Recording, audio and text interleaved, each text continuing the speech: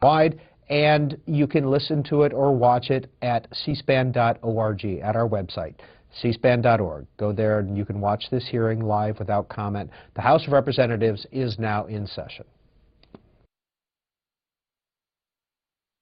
The House will be in order. The Chair lays before the House a communication from the Speaker. The Speaker's Rooms, Washington, D.C., March 10, 2011.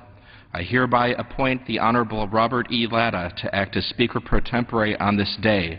Signed, John A. Boehner, Speaker of the House of Representatives. Thank you. Pursuant to the order of the House of January the 5th, 2011, the Chair will now recognize members from lists submitted by the majority and minority leaders for morning hour debate. The Chair will alternate recognition between the parties, with each party limited to 1 hour, and each member other than the majority and minority leaders and minority whip limited to 5 minutes each, but no event shall debate continue beyond 11:50 a.m. The Chair recognizes the gentleman from North Carolina, Mr. Jones, for 5 minutes. Mr. Speaker, thank you very much. Yesterday, Dennis Kucinich, Ron Paul, and I, along with other colleagues, held a press conference to announce House Concurrent Resolution 28, which would require the President to withdraw all United States armed forces from Afghanistan by the end of 2011. Last month's USA Today Gallup poll, 72% Americans favor congressional action this year to bring our troops home from Afghanistan. This week, the Rasmussen report finds that 52% of voters want our troops home from Afghanistan this year. And to quote this poll, a majority of voters for the first time support an immediate withdrawal of all U.S. troops from Afghanistan or the creation of a timetable to bring them all home within a year. 14 months ago, I asked a retired military general to advise me on Afghanistan. I have asked him for his thoughts, and I will read some of them to you. Back in November, I emailed this general and I said, what do you think about the possibilities of being in Afghanistan for 4 more years? And Mr. Speaker, I'm going to read his quote. I do not believe that 40 more years would guarantee victory, whatever that is. So 4 would do nothing. The war is costing money and lives all in short supply. Mr. Speaker, there's a retired lieutenant colonel in Jacksonville, North Carolina, which is in my district. He served in the United States Marine Corps for 31 years. His name is Dennis Adams. He wrote me a letter, and the last paragraph of the letter I'd like to read to the House. I urge you to make contact with all the current and newly elected men and women to Congress and ask them to end this war and bring our young men and women home. If any of my comments will assist you in this effort, you're welcome to use them and my name. Mr. Speaker, I want to show the faces. I want to show the faces of war and the faces of pain. This is a young man whose name is Philip Jordan. At the time of his father's death, his father was a gunny sergeant. He was 6 years of age. I wish the people could see the eyes of this young boy, 6 years of age, with a folded flag under his arm and the coffin of his father right behind him. This is war. Children feel war as adults feel war. Mr. Speaker, I also want to show that this is a poster from the Honor Guard at Dover, walking a transfer case, which most people know is a coffin. It's the remains of an American hero off the plane. This, again, is war and the pain of war. Mr. Speaker, this is a beautiful, handsome couple. It's a young Marine, his wife, and his child. This young Marine had been deployed so much that he developed PTSD. And a year ago, on the main drag at Camp Lejeune, known as McHugh Boulevard, he committed suicide. He stepped out of the car, he put the gun to his head, and he committed suicide. Mr. Speaker, I hope that the Congress would join Mr. Kucinich and Mr. Paul and others in this House, and let's have a debate, and let's vote. Let's meet our constitutional responsibility, and let's bring our troops home before we break the military. It is time to bring our troops home from Afghanistan. Mr. Speaker, as I always do, I ask God to please bless our men and women in uniform. I ask God to please bless the families of our men and women in uniform. I ask God to love the families who've given a child dying for freedom in Afghanistan and Iraq. And I ask God to please bless the House and Senate, that we will do what is right in the eyes of God. And I ask God to give wisdom, strength, and courage to President Obama, that he will do what is right in the eyes of God. And 3 times I will ask, God please, God please, God please continue to bless America. I yield back. The gentleman yields back. The chair recognizes the gentleman from Tennessee, Mr. Cohen, for 1 minute. Thank you, Mr. Speaker. I rise in opposition to Chairman Upton's Dirty Air Act. In 2007, the Supreme Court issued the Massachusetts versus EPA decision directing the EPA to examine greenhouse gas emissions and their impact on the public health. EPA conducted a highly credible, peer-reviewed scientific analysis under the Bush EPA and the Obama EPA, both concluding that greenhouse gases harm our health. This was not a political analysis, it was a scientific analysis. But that has not stopped the chairman from trying to legislatively undermine scientific fact. According to the EPA, President Nixon's Clean Air Act will prevent 230,000 premature deaths and result in $2 trillion in economic benefits in 2020. But Chairman Upton has decided, with much help from corporate polluters, lobbyists, that the fiscal and physical well-being of the American people are less important than Big Oil's importance and Big Oil's billion-dollar bottom line next quarter. The bottom line for America is that undermining EPA science will cost trillions. Thank you, Mr. Speaker, and I yield back the remainder of my time. Thank you. The gentleman yields back. The chair now recognizes the gentleman from Mississippi, Mr. Nunley, for 5 minutes. Thank you, Mr. Speaker. Frustrations are growing as Americans are feeling real pain at the pumps. The rising gas prices are a serious strain on an economy that is beginning to show small signs of recovery. Right now, the average gas price in Mississippi is $3.50 a gallon, and I don't think anybody would be surprised if that number continues to rise. Every time gas prices go up by 1 penny, that costs American consumers $4 million a day. Families in North Mississippi have been dealing with tight budgets for the last couple of years, and rising gas prices severely impact an already tightened family budget.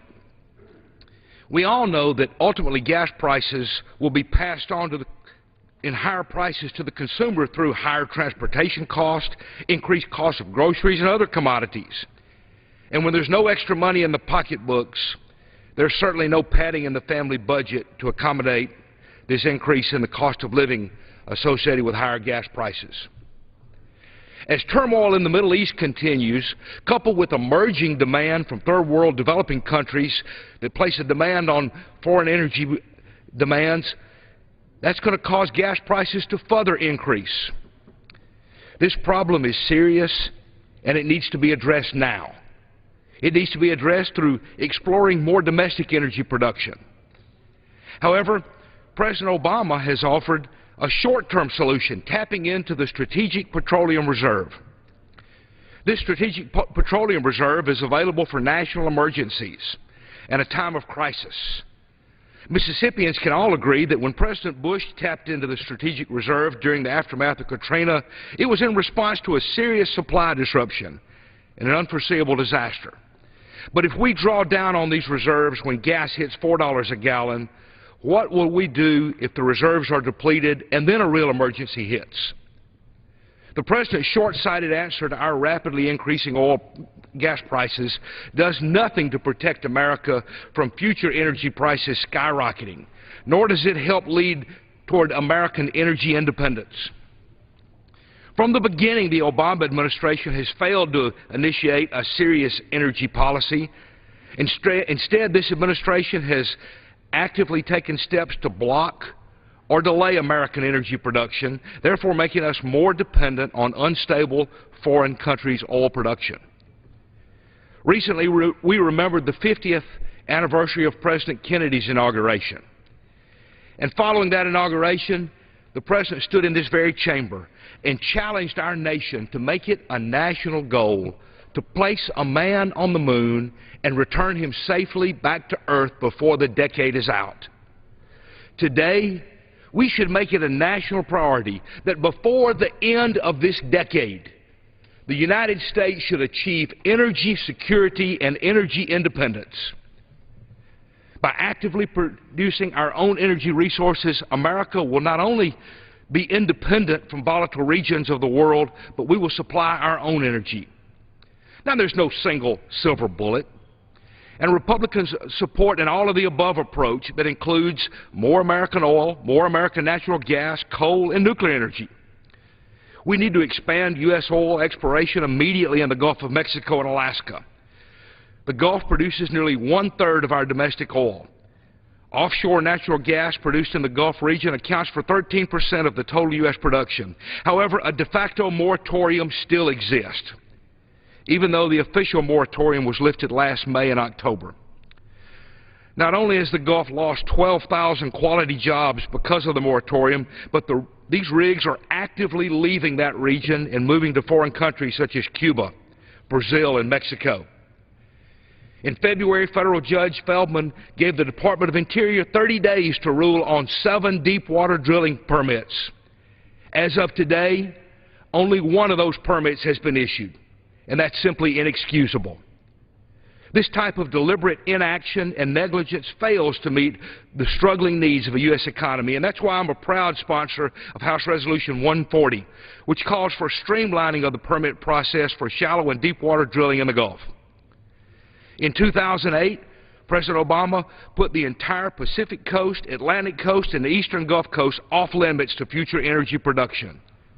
This includes a large portion of Alaska's outer continental shelf, even though expanding production would ultimately create upwards of 1.2 million jobs and generate $8 trillion in economic output. That's why we must immediately begin a long-term energy policy and begin to drill today to deal with higher gas prices. Thank you, Mr. President. I yield back. Gentleman yields back.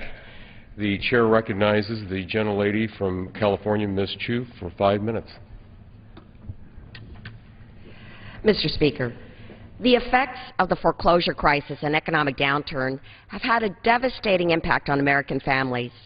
Because of shoddy business practices and enormous risks taken by big banks, our housing and financial systems have utterly collapsed. And in the wake of this destruction, millions of Americans have lost their jobs, their homes, and their quality of life. As the casualties rose and homeowners clamored for some relief, the government stepped in to do what it could. But with the scope of the problem, government foreclosure relief programs alone just aren't enough. We should do more to fix the housing market, and more especially to create jobs, because putting people back to work will do more to right our economy, help people pay their mortgages, and get the banks back to lending than anything else. But the Republican House leadership hasn't gotten the message. In the last 10 weeks since the Republicans took control of the House, they haven't created a single job. What's worse, they haven't even put a single jobs bill on the House floor. Instead of creating jobs, they are slashing them. The GOP spending plan eliminates 700,000 jobs and stifles economic growth. Rather than moving the nation forward, they are forcing America backward. And this week is no different. Republicans are making things worse for American families as they continue their assault on the middle class. They want to completely abolish 4 programs designed to help homeowners keep their houses and avoid foreclosure. Republicans have no interest in making these programs work better for the American people. By offering nothing in their place, the GOP is simply abandoning hard-working homeowners who are underwater and struggling to find jobs to pay the bills. Now, we all know that government foreclosure programs are not perfect. But why are we completely dismantling programs that have helped thousands of Americans stay in their homes? Though not perfect, why are we targeting the victims of the foreclosure and financial crises instead of helping them by fixing these programs? There's a lot that we can do better without giving up on people like Francisco. Francisco is from Doherty, my district. After a year, he was underwater, and at the height of the recession, he tried to modify his home loan. He visited his servicer and was pushed back and forth between customer representatives. After 2 years of fighting for help, he only had 4 pieces of mail from the lender to show for it. He was eventually denied the modification, and he can't even appeal the decision. And though we should be doing more to help him, the Republican plan of doing nothing means that he's completely out of luck. Common sense improvements can be made to the government foreclosure program, ones that could provide relief to Francisco. Take the Home Affordable Modification Program, or HAMP. Simple fixes like having a case manager assigned to each case will allow for better communication between the customer and the bank. If a customer is denied a loan modification, it would be more effective to appeal the decision instead of having to reapply all over again. And we can do more to provide incentives for banks to complete modifications and ensure that servicers complete due diligence before denying modifications. These are reasonable solutions that servicers have been slow to adopt, if at all. And if we don't make changes to these programs and instead just throw them away, what will struggling homeowners be left with? They will be left to the banks whose bad policies caused this financial crisis in the first place. They will be left with unstable communities strewn with abandoned homes, and they will be left without a home and no one to turn to for help. It sounds like Republicans would rather return to old policies that we know don't work, rather than trying to fix the policies we know that can work. Struggling Americans deserve better than that. The gentlelady yields back. The chair now recognizes the gentleman from Texas, Mr. Paul.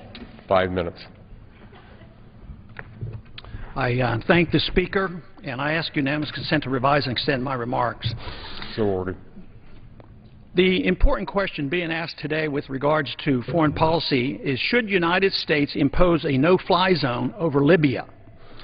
There are leaders in both sides of the Congress and leaders on both parties who are now advising this, as well as individuals in the administration. It is my opinion that we should not. It would be foolish. It would have a downside, and we should think very, very carefully before we go expanding the wars that we're already involved in. We're in 2 major wars with Iraq and Afghanistan, and that involves Pakistan and Yemen already. So to go into Libya now and impose a no-fly zone, we have to remember a no-fly zone is an act of war. Now, what moral right do we have to participate in war activity against Libya? Libya hasn't done anything to the United States. They're not a threat to our national security. There's been no aggression. There's no constitutional authority for a president to willy-nilly go and start placing no-fly zones over countries around the world. And you know, we tried this in the 1990s and did it for 8 or 9 years. We had a no-fly zone along with sanctions and blockades around Iraq. And finally it ended up a war, and the wars were based on lies. And then when that happened, they said, yes, but it was well worth it because we got rid of a bad guy. But we also lost close to 4,500 American military people, 30-some thousand severe injuries, hundreds of thousands applying now for disability, because we went to war when we shouldn't have gone to war. And to expand this war now makes no sense whatsoever. It's against international law. It challenges the War Powers Resolution. And for that reason, we should stop and think. Congress should act. I'm proposing to, preparing to introduce a resolution next week that is a sense of Congress that the executive branch can't do this without approval from the Congress. Why should we do this? Do you think it'll cost them money? Yes, it's going to cost a ton of money. And it's going to have innocent people will be killed. You can't just all of a sudden turn a switch and say don't fly over Libya.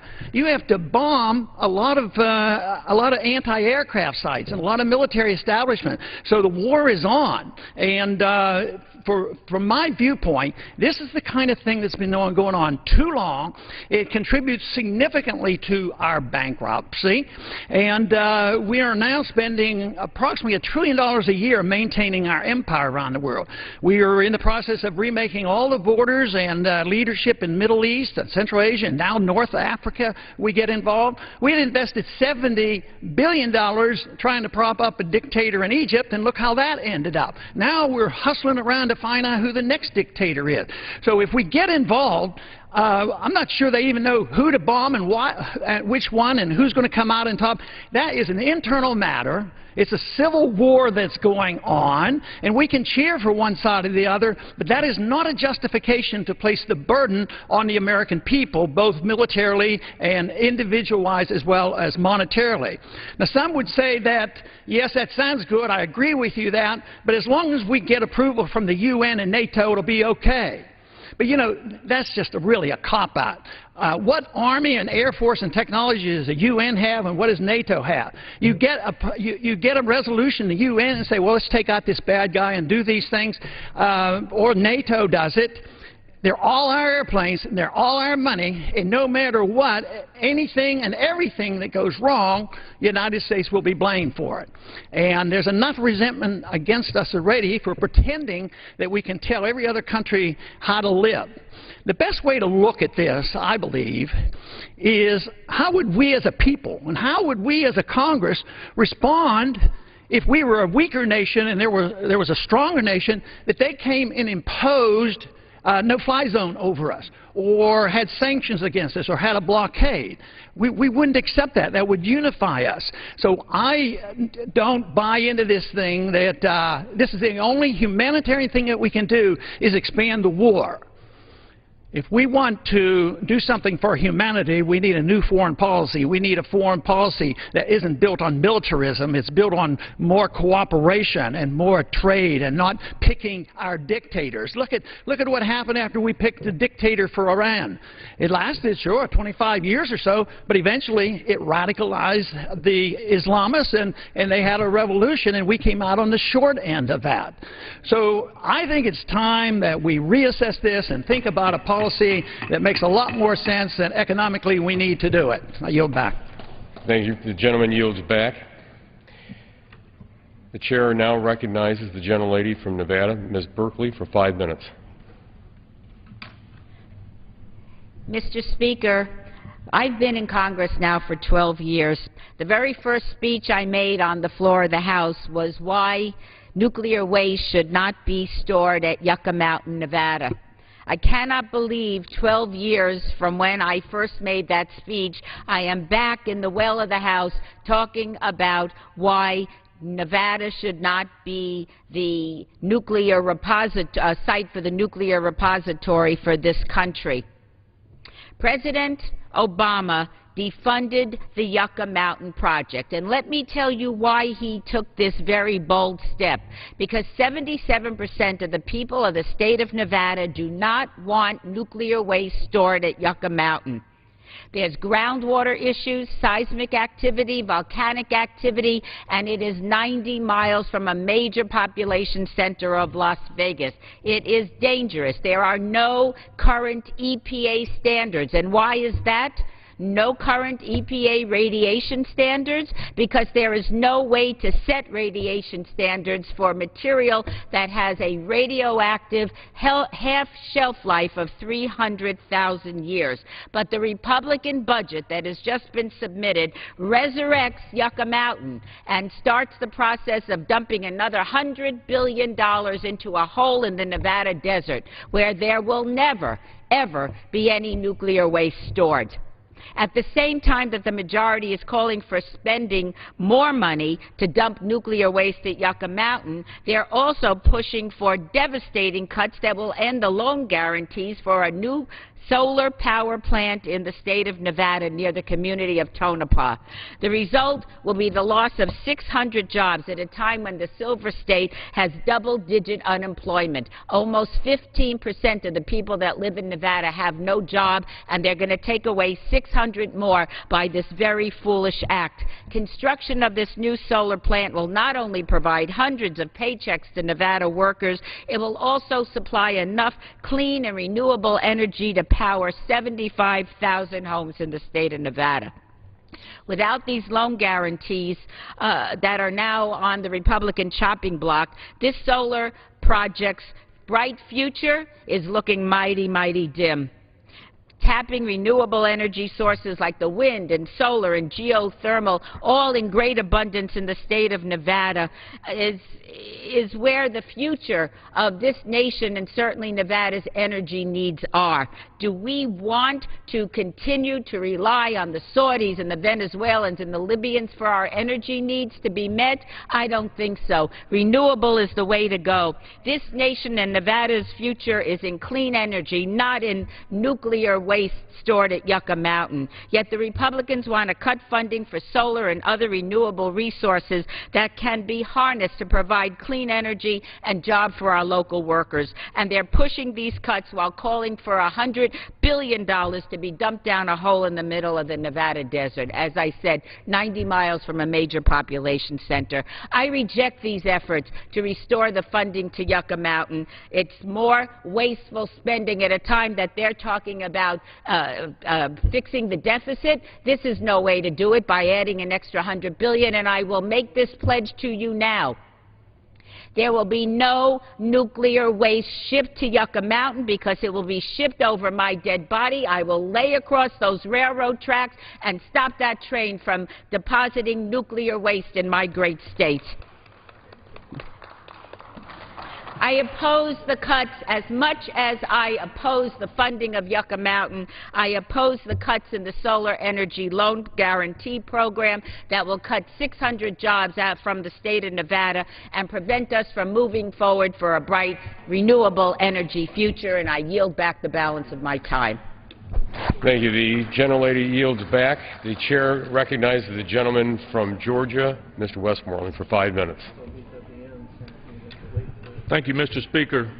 And I come before the House this morning with great sorrow, but also with great honor to celebrate the life of Lance Corporal Raymond Johnson, who answered his nation's call of duty in 2007 after graduating from Shaw High School in 2006. On October the 13th, 2010, he made the ultimate sacrifice while serving his country and protecting his country and fellow servicemen abroad. He was killed while conducting combat operations in the Helmand province of Afghanistan. Lance Corporal Johnson was deployed to Afghanistan as part of the 1st Battalion, 8th Marine Regiment, and 2nd Marine Division out of Camp Lejeune, North Carolina. He leaves behind his mother, Gwendolyn, his father, Gregory, a sister, Lakita, a brother, Ramon, who serves in the Georgia National Guard, and he also leaves behind a nephew, Andre. Ramon desired to become a United States Marine from an early age. Family members call Ramon spending hours playing military video games and watching the military channel when he was a teenager. Ramon began training to enter the service even before he graduated from high school, and he passed up recruitment offers from the Navy, the Army, and Air Force to join the Marines. Many family members were apprehensive about Ramon joining the Marines, but he felt that it was his duty to serve. He told his family, "Don't try to worry about me much. I'm glad I'm doing what I always wanted to do." Friends and family members who recalled Ramon remember a young man who was not only driven to serve his country, but also someone who was caring, compassionate, and filled with integrity. At his funeral, a teary-eyed Ramon Johnson, his twin brother, remembered the good times he and his brother had baking cakes with their grandmother. His uncle, a reverend and former Marine, said Ramon wanted to fight for a cause. Like all men and women in the armed services, Lance Corporal Johnson wanted to serve his country bravely, and he did. He took satisfaction in his job every day because he knew his work touched so many millions of people. He was encouraged every day because he truly felt that the Afghani people appreciated what the U.S. military was doing. He desired to build a school for the Afghani children once the Taliban had been driven out. No words can express the loss of Lance Corporal Johnson's family and how they feel. And I'm proud to salute such a fine young son, brother, uncle, and friend. The young men and women of our armed services continue to make great sacrifices every day for the nation that they love and a nation that will never forget to remember the debt that they've paid. Thank you, Raymond Johnson. Now yield back. Thank you. The gentleman yields back. The chair recognizes the gentleman from Washington, Mr. McDermott, for 5 minutes. Without objection.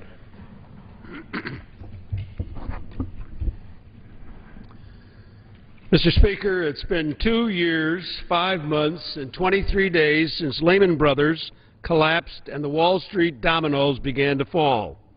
It's been 2.5 years since Wall Street mortgage bond traders and their criminal management brought the world financial world to its knees. There hasn't been one person held accountable for it. Not one conviction. The biggest scandal in American history, and there's been no jail time for anyone. We Democrats cleaned up the mess. We saved the country from riots in the streets, but no one was convicted. I think a lot of voters, Tea Party voters included, are seething with anger about the injustice. Riding this wave of voter anger, 2 weeks ago this House passed one of the worst bills ever considered in Congress, H.R. 1, a bill the Republicans have called a budget that was nothing less than an attack on children and working people in this country. I think all the people who voted for it should be ashamed. Budgets are moral documents. They say what a country's priorities are. But looking at what the Republicans passed in this House, it's hard to believe that the bill is what Tea Party voters really bargained for in the last election. In the papers this week, we're reading that the Tea Party freshmen are now going to school. They are taking classes on the federal budget. Budget 101 is what they call it. So after they balance the books of the country entirely on the backs of children and women, they are actually learning a thing or two about the budget. It's about time. They're learning the basics after the vote. But I don't think the Tea Party voters wanted a war on children. Tea Party freshmen certainly didn't run on that basis.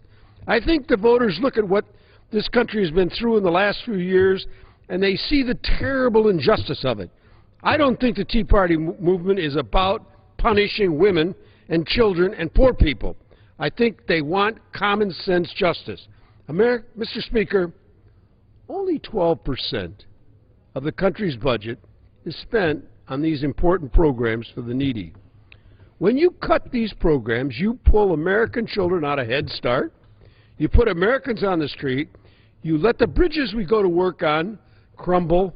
That doesn't balance the budget. Without any changes in current policy, the budget deficit will drop $500 billion in 2 years.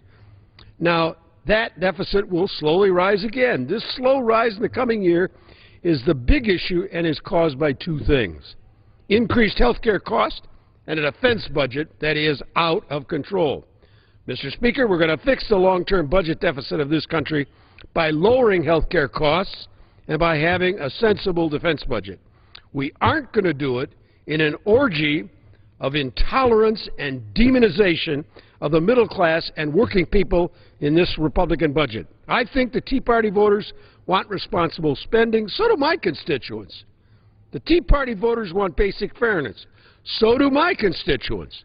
Tea Party voters have been misled by the American fear machine into thinking that education and basic services and public employees is where the big savings are. That is a terrible myth and a terrible disservice to the public. I hope the Tea Party members in the House quickly learn the basic math of the budget. The deficit's about defense and health care spending, not about pushing even more children into poverty. Every member in this House ought to watch the 60-minute segment from last Sunday night on children who are living in cars, living in motels, living in shelters because they've lost their homes.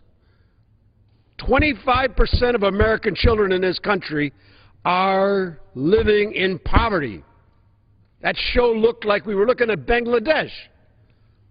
That's what we ought to be pointing to, not spending our time out here today on H.R. 830, whacking the daylights out of another bill to prevent foreclosures.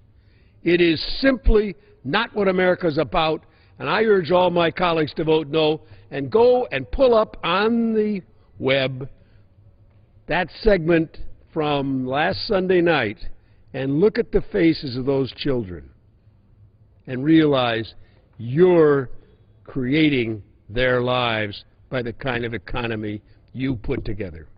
I yield back the balance of my time. The gentleman yields back. The chair recognizes the gentleman from Maryland, Mr. Hoyer, for 5 minutes.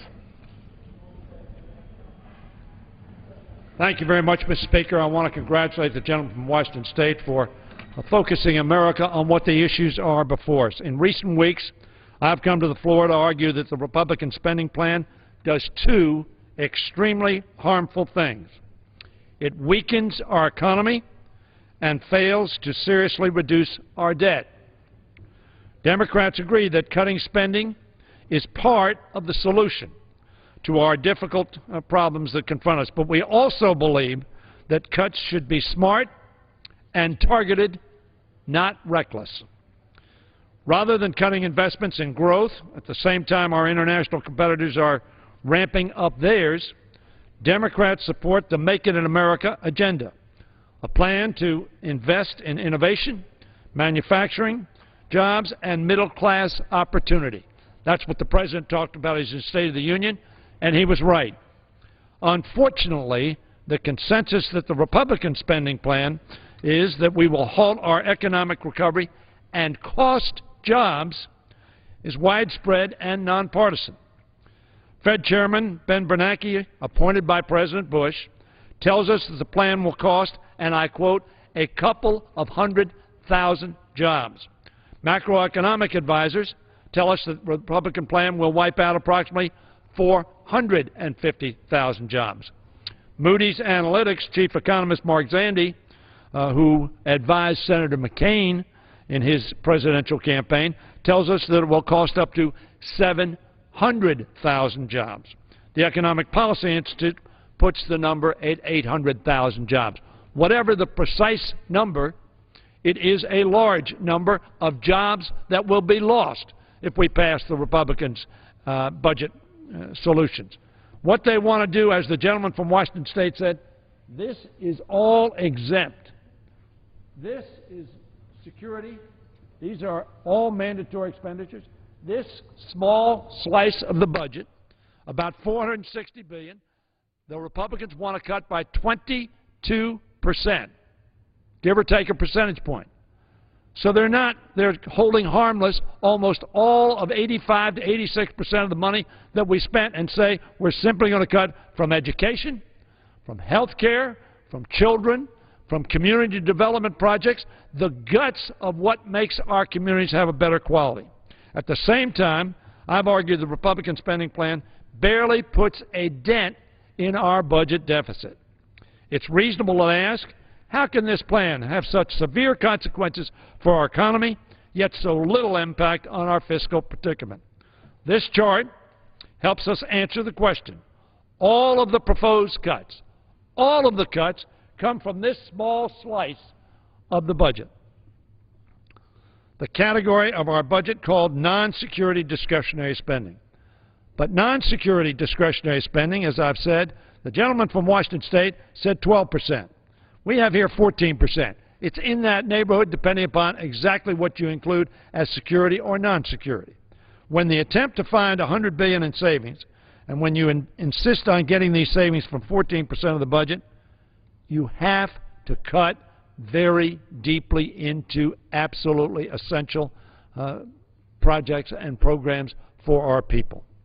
You have to cut billions in funding into the medical cures and energy technology for, you have to kick 1,000+ children off of Head Start. You even have to cut port and transit security by 2/3. Let me hear that again. They're cutting port and transit security by 2/3 while they're holding terrorism hearings. The chairman of the House Homeland Security Committee, a Republican, said those cuts were, and I quote, too dangerous. As David Brooks recently argued, Congress should, quote, never cut without an evaluation process.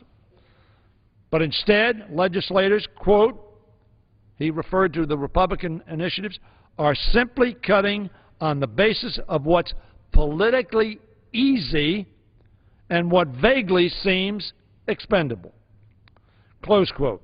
It may be possible to portray taking on the 14% of the budget as fiscally responsible, but only because doing so exploits Americans' misunderstanding of the budget. A recent poll shows that 63% of Americans think we spend more on defense and foreign aid than we do on Medicare and Social Security. All the blue, all the green, and then the yellow. That small sliver, which, by the way, includes discretionary foreign policy expenditures. Mr. Speaker, I thank you for the time.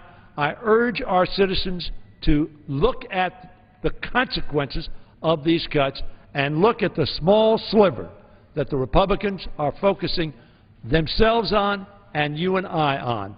We need to see the whole picture if we're going to come to grips with the challenge that confronts us. And I yield back the balance of my time. Thank you. The gentleman yields back. The chair now recognizes the gentleman from California, Mr. Miller, for 5 minutes. Without objection. Mr. Speaker, the National Football League contract bargaining fight could teach an important lesson to the governor of Wisconsin about how to ensure high-quality teachers in his state. When Governor Walker dictates that teachers will lose their collective bargaining rights except for negotiations over pay, he shows how out of touch he is with the teaching profession, with school reform in America, and frankly with the American workplace. Having a voice at work has never been just about pay. It is about whether American workplace will respect and nurture workers' skills, their abilities, their ingenuity, or will it simply crush their spirits? It's about the total workplace and the ability of employees to utilize their talents and their time to the fullest extent, to be valued by and to add value to the enterprise, whether that enterprise is a school, a factory, or an NFL team. Ask yourself this. If he could, would Governor Walker limit collective bargaining for the world champion Green Bay Packers to just the questions of pay? If he tried, he would discover rapidly that in the world of millionaires, as in the world of teachers, it is not just about pay. It's about the quality of the job and the career. The governor would quickly discover that as important as pay is in the world of pro sports, an NFL player innately cares about the conditions of employment. He knows that his ability to get to that all-important second contract is governed by more than just his talent. Will he have to play 16 or 18 games? What is the increased likelihood of concussions or other injuries that can end his career from an extended schedule or fewer practice games? Probably good for the wallet, but is it good for the player? The NFL owners, who are worth $40 billion, want the players to give back $1 billion, saying that they needed to improve build new stadiums. Is that with or without the taxpayers' help? The players ought to find out. Yes, in the world of megastar athletes, pay is important, but the workplace dictates so many other important issues that NFL players must be concerned with if they are to reach the potential of their profession for which they are trained their whole lives. For many teachers, like athletes, their career is their passion.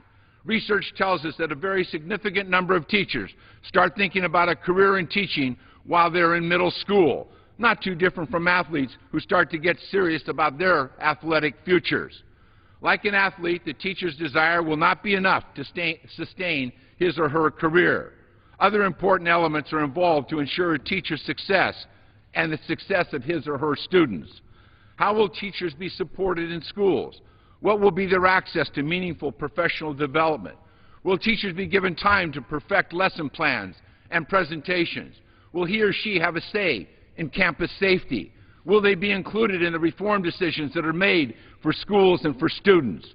All over America, school districts are changing the rules from the mere platitudes that teachers are the most important influence outside the home in the education of our children to really making it possible.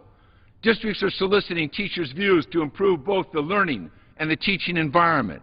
It is happening in states and schools in tough unionized areas where some said it could never happen. And it will continue because it reflects what the new and current dedicated teachers view as a modern workplace where results and outcomes matter to students, parents, teachers, and the community. It's not just about pay. Teachers advocate for our children. They advocate for our children when they are sick or troubled or when they're being bullied, when they need help learning. The governor of Wisconsin's view of dictating and mandating without say the collaboration that teachers want and expect in their careers is a broken model from the past, and it will not give students, parents, or our economy the results that our country needs as we enter the next iteration of a highly competitive globalized economy. Many teachers may not care, many Americans may not care who wins between the wealthy team owners and often highly paid NFL players. But no one is suggesting that the players should lose their right to collective bargaining on a wide range of issues and only be able to bargain just on pay. Governor Walker should stop attacking his state teachers and his public servants. The gentleman yields back. The chair recognizes the gentlelady from Ohio, Ms. Capter, for 5 minutes. Thank you. Thank you, Mr. Speaker. Almost 1 in 4 homeowners in our country is underwater, meaning they owe more on their mortgages than their homes are worth.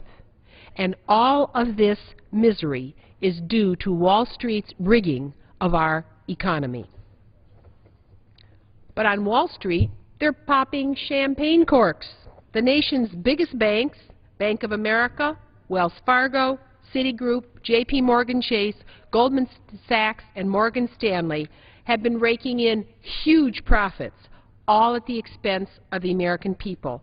In fact, these institutions have doubled in size through predatory mergers since the fall of 2007, and 6 banks, these 6 banks now control 2/3 of the banking system in our country. They cleaned up with profits in 2010, $51.6 billion in profits, more profits than they made before the American people bailed them out. Main Street is underwater, yet Wall Street's going on a pleasure cruise. It doesn't take a mental giant to figure who got our money. According to a recent report, the economic crisis that Wall Street precipitated has now caused massive tax revenue shortfalls for the federal government and our state governments, totaling nearly $300 billion. This is why people are at one another's throats in Wisconsin and Ohio and other places. So ordinary Americans, teachers, police, firemen, are being pink-slipped, and the American people are being forced to accept cuts in government services while Wall Street keeps winning and winning big. They know well how to win for themselves. This year, Bank of America is receiving an income tax refund. Are you ready for this? $666 million, America, for 2010. Now that followed $3.5 billion in refunds that Bank of America reported in 2009. Bank of America's federal income tax benefit this year is roughly 2 times the Obama administration's proposed cuts to the Community Development Block Grant Program, which is a lifeline to communities such as I represent, where unemployment is still over 9%. 6 banks, Bank of America, Wells Fargo, Citigroup, J.P. Morgan Chase, Goldman Sachs, and Morgan Stanley together paid income tax at an approximate rate of 11%. Oh, those poor companies. Of their pre-U.S. tax earnings in 2009 and 10. Had they paid 35% like every other honest business in this country, the federal government would have received an additional $13 billion in tax revenue. You know how much that is? That's enough to cover the salaries of 132,000 teachers whose jobs have been lost since 2008. Who do you think's caused all the layoffs? Wells Fargo reportedly received a $4 billion federal income tax refund on $18 billion in pre-tax income in 2009 and only paid 7.5% of its pre-tax income of $19 billion in 2010. Its net federal income tax benefit for 2009 and 10 combined is $2.5 billion, which equals the Obama administration's cuts to the low-income energy assistance program that is vital in cold weather to senior citizens, particularly women over the age of 80 years in districts like I represent. So who took their money? Pretty clear to me. Banks use a variety of mechanisms to avoid corporate income taxes, including offshore tax shelters. 50% of these 6 big banks have 1,871 foreign subsidiaries incorporated in jurisdictions that we know as offshore tax havens like the Cayman Islands. The Bank of America operates 371 tax-sheltered subsidiaries and 204 in the Cayman Islands alone. For Goldman Sachs, 75% of its foreign subsidiaries are incorporated in offshore tax havens. So who's paying their freight? You are, the American people. Closing tax loopholes for the financial sector, making them pay their fair share of taxes, and I would support imposing the financial speculation tax could generate more than $150 billion in federal tax revenue, and what could be more fair to those who cause such harm to the American people? Something's really out of kilter in America, and it's not the state budgets. It's the balance of power in our political system. Everywhere you go, big money and Wall Street win, and the American people pay. Mr. Speaker, I just say to the American people, think about who's hurt our republic, and it's not the American working people. Mr. Speaker, I yield back my remaining time. Thank you very much. The General Lady yields back. Pursuant to Clause 12A of Rule 1, the Chair declares the House in recess until noon today. Well, as you heard, the House will return for legislative work at noon Eastern today.